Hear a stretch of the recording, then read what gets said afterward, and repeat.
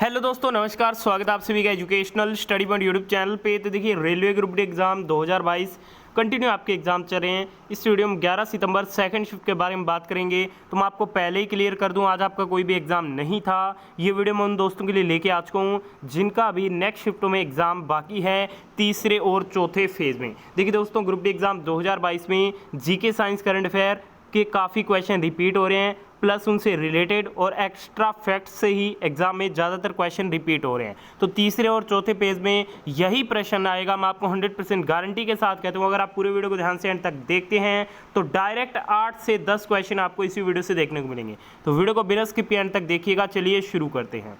तो पहला क्वेश्चन है, एक अभिसारी लेंस में वस्तु को f और 2f के बीच रखा जाता है तो प्रतिबिंब कहाँ बनेगा। देखिए, जो प्रतिबिंब है वो 2f2 से परे बनेगा। ठीक है दोस्तों, तो ये इस क्वेश्चन का आपका बिल्कुल राइट आंसर रहेगा। अगला क्वेश्चन है, C3H6 किस श्रेणी का यौगिक है। तो ये एल्कीन श्रेणी का यौगिक है।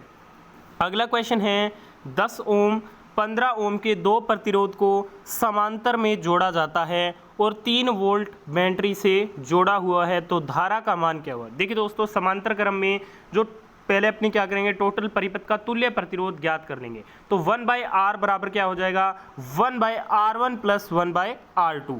ये कितना हो जाएगा, 1/10 प्लस 1/15। तो यहाँ से आपके पास R की वैल्यू आ जाएगी, V की वैल्यू आपके पास ऑलरेडी है। तो I बराबर आपको क्या कर देना है, V/R फॉर्मूला पुट कर देना है, V का मान रख देना है, R का मान रख देना है, तो आपके पास I की वैल्यू एम्पियर में आ जाएगी। अगला क्वेश्चन है, महिलाओं में होने वाला प्रथम मासिक धर्म रक्तस्राव को क्या कहते हैं। तो इसे रजोदर्शन कहा जाता है।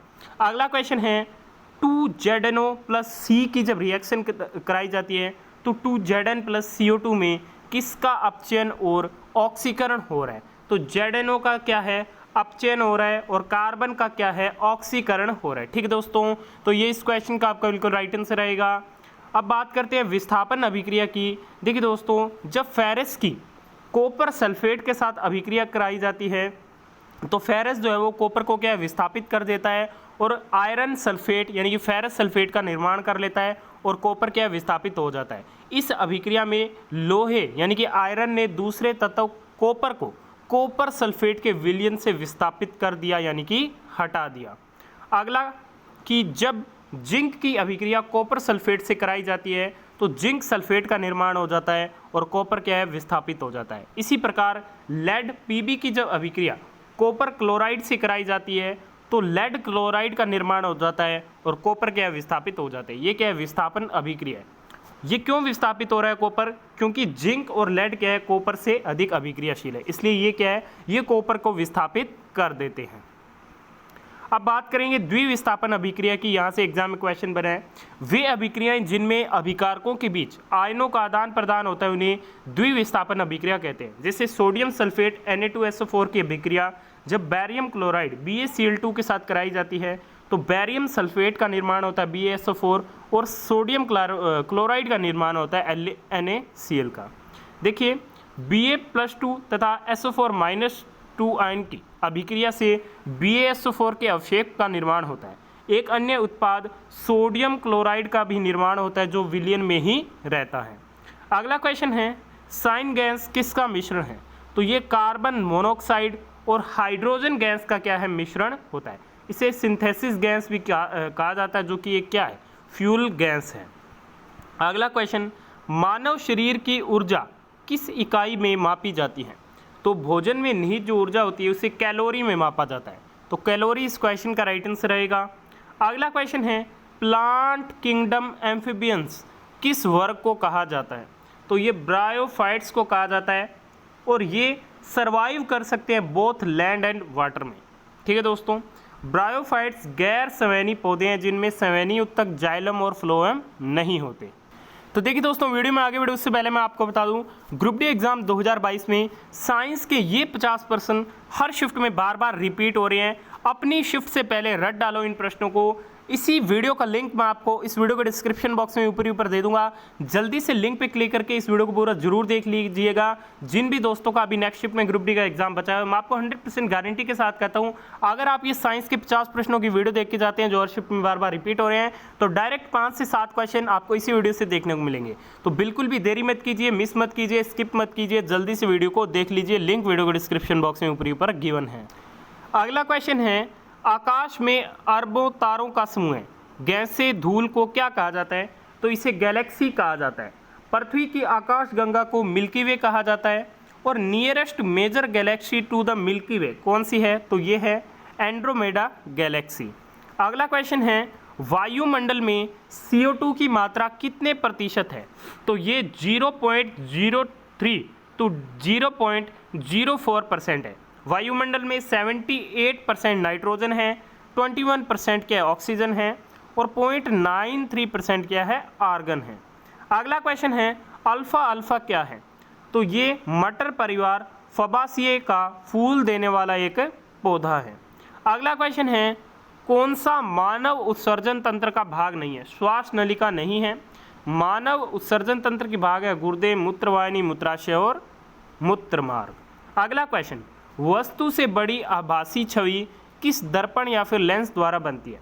ऑब्जेक्ट से बड़ी आभासी छवि एक अवतल दर्पण द्वारा निर्मित की जा सकती है। समतल दर्पण वस्तु के समान आकार के आभासी चित्र बनाते हैं।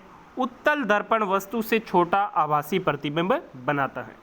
अगला क्वेश्चन है, तिलचट्टा यानी कि जो कॉकरोचेस हैं एंड अन्य कीट में उत्सर्जन किसके माध्यम से होता है? तो ये मालपीघ्यन नलिकाओं के माध्यम से होता है। और नेफ्रेडिया उत्सर्जन अंग केंचुए में पाए जाते हैं। ठीक है दोस्तों, तो ये बात आपको ध्यान में रखनी है। अगला क्वेश्चन है, पारिस्थितिकी तंत्र में खाद्य श्रृंखलाएं ऊर्जा का प्रवाह दशांश यानी कि 10% का नियम किसने दिया? तो ये आपके लिंडमैन के द्वारा दिया गया था। ठीक है, ये इसके बारे में डिटेल है, आप ध्यान से रीड कर सकते हैं। अगला क्वेश्चन आपके सामने, निम्न में से किस pH वैल्यू में हाइड्रोजन आयन की सांद्रता सबसे ज़्यादा है? तो आप सभी को पता होगा pH 4 यानी कि जो सबसे 7 से नीचे कम वैल्यू होती है उसकी क्या है? जो हाइड्रोजन आयन की सांद्रता है वो क्या है? सबसे ज़्यादा होती है, यानी कि वो सबसे ज़्यादा अम्लीय होता है। अगला क्वेश्चन आपके सामने, यीस्ट में इथेनॉल बनाने की प्रक्रिया किसके द्वारा होती है? तो खमीर द्वारा होती है। अवायवीय वातावरण में इथेनॉल का उत्पादन करेगा यीस्ट। अगला क्वेश्चन है, कौन सा उभयधर्मी ऑक्साइड है? तो देखिए दोस्तों, aluminium oxide Al2O3 and zinc oxide, ये क्या है? उभयधर्मी ऑक्साइड है। तो जिंक ऑक्साइड इस क्वेश्चन का राइट आंसर रहेगा। जो धातु ऑक्साइड अम्लीय और क्षारीय दोनों प्रकार के व्यवहार प्रकट करते हैं उन्हें उभयधर्मी ऑक्साइड कहा जाता है। Next question, positively charge ion called, धनावेशित आयन को क्या कहा जाता है? तो इन्हें केटाइन कहा जाता है। और नेगेटिवली चार्ज आयन को क्या कहा जाता है? एनॉन्स कहा जाता है। अगला क्वेश्चन आपके सामने, सुमात्रा, बोर्नियो और जावा किस देश का हिस्सा है? तो ये इंडोनेशिया का हिस्सा है और ये ग्रेटर सुंडा आइसलैंड में स्थित है। इंडोनेशिया में 5 मुख्य द्वीप सुमात्रा, जावा, बोर्नियो, इंडोनेशिया में कालीमंतन के रूप में जाना जाता है, सुलावेसी और न्यू गिनी है। अगला क्वेश्चन है, राष्ट्रपति की शपथ किस अनुच्छेद से संबंधित है? अनुच्छेद 60 में। अनुच्छेद 159 में राज्यपाल द्वारा शपथ या प्रतिज्ञान से संबंधित है। आर्टिकल 69 उपराष्ट्रपति की शपथ से संबंधित है। राष्ट्रपति पद के बारे में आर्टिकल 52 में बताया गया है। राष्ट्रपति के निर्वाचन के बारे में 54 में बताया गया है। 53 में राष्ट्रपति की कार्यकारी शक्ति के बारे में बताया गया। 55 में राष्ट्रपति के चुनाव के तरीके के बारे में बताया गया। अगला क्वेश्चन है, आंध्र प्रदेश का कौन सा नृत्य है जिसको स्टिक से परफॉर्म किया जाता है? तो दोस्तों, कोलानुलू या कोलकोको नालू और जिसे कोलट्टम भी कहा जाता है, ये क्या है? आंध्र प्रदेश का नृत्य है जिसको स्टिक से परफॉर्म किया जाता है। अगला क्वेश्चन है, उत्तरी भारत में शीतकालीन वर्षा का कारण क्या है? तो पश्चिमी विक्षोभ या वेस्टर्न डिस्टर्बेंस। ठीक है दोस्तों, ये क्या है? उत्तरी भारत में शीतकालीन वर्षा का कारण पश्चिमी विक्षोभ एक अतिरिक्त उष्णकटिबंधीय तूफान है जो भूमध्य सागरीय क्षेत्र में उत्पन्न होता है, जिससे भारतीय उपमहाद्वीप के उत्तरी भागों में अचानक सर्दियों में बारिश होती है। नेक्स्ट क्वेश्चन, एंथ्यूरियम फेस्टिवल किस राज्य में मनाया जाता है? तो ये मिजोरम में मनाया जाता है। अगला क्वेश्चन, असम के सत्रिय नृत्य को सम्मानित करने हेतु केरल का गुरु गोपीनाथ देसिया नाटक पुरस्कार किसे दिया गया? तो ये इंदिरा पीपी बोरा को दिया गया फरवरी 2021 में। अगला क्वेश्चन है, kids rights international children peace prize 2021 Vihaan and Nav Agarwal को किस हेतु दिया गया? तो दिल्ली के दो किशोर भाइयों विहान और नव अग्रवाल ने घरेलू कचरे को रिसाइकिल करके अपने गृह शहर में प्रदूषण से निपटने के लिए इन्हें ये पुरस्कार दिया गया। अंतर्राष्ट्रीय बाल शांति पुरस्कार एम्स्टर्डम नीदरलैंड में स्थित अंतर्राष्ट्रीय बाल अधिकार संगठन किड्स राइट्स द्वारा प्रतिवर्ष दिया जाता है। अगला क्वेश्चन है, क्विट इंडिया मूवमेंट कहाँ से शुरू हुआ था? तो 8 अगस्त 1942 को मुंबई के ग्वालियर टैंक मैदान में अखिल भारतीय कांग्रेस महासमिति ने भारत छोड़ो आंदोलन का प्रस्ताव पारित किया था। यह आंदोलन महात्मा गांधी द्वारा अखिल भारतीय कांग्रेस समिति के मुंबई अधिवेशन में शुरू किया गया था। भारत छोड़ो का नारा मेहर अली ने लिखा था और महात्मा गांधी ने इसे आम लोगों के बीच पहुंचाया। अगला क्वेश्चन है, बेगम हजरत महल ने कहाँ पर शासन किया? अवध पर, और इन्होंने लीडरशिप की थी 1857 के विद्रोह में लखनऊ, आगरा और अवध से। बेगम हजरत महल नवाब वाजिद अली शाह की दूसरी पत्नी थी। 1857 की क्रांति में लखनऊ की तरफ से नेतृत्व बेगम हजरत महल ने किया। कानपुर से नाना साहब ने, दिल्ली से बहादुर शाह जफर ने, बैरकपुर से मंगल पांडे ने और पटना से पीर अली ने किया। अगला क्वेश्चन है, 2022 इंडियन ओपन बैडमिंटन में लक्ष्य सेन ने किसको हराकर मेंस सिंगल जीता? तो ये लोहा केन येव को हराकर। केडी जादव इंदौर हॉल नई दिल्ली में जनवरी 2022 में ये आयोजित हुआ। महिला एकल का बुसानन ओंगम्बा मरुगफान ने जीता। अगला क्वेश्चन है, अल्पसंख्यक वर्गों के हितों का संरक्षण से संबंधित अनुच्छेद कौन सा है? आर्टिकल 29 और अनुच्छेद 30 अल्पसंख्यकों को शैक्षणिक संस्थान चलाने का अधिकार प्रदान करता है। अगला क्वेश्चन है, संघ की कार्यपालिका शक्ति किस अनुच्छेद में निहित है? तो ये अनुच्छेद 53 में है। अगला क्वेश्चन, अंतर्राष्ट्रीय शांति और सुरक्षा की अभिवृद्धि किस अनुच्छेद में है? तो ये अनुच्छेद 51 में निहित है। अगला क्वेश्चन, काम की न्याय संगत और मानवोचित दशाओं तथा प्रसूति सहायता का उपबंध का संबंध किससे है?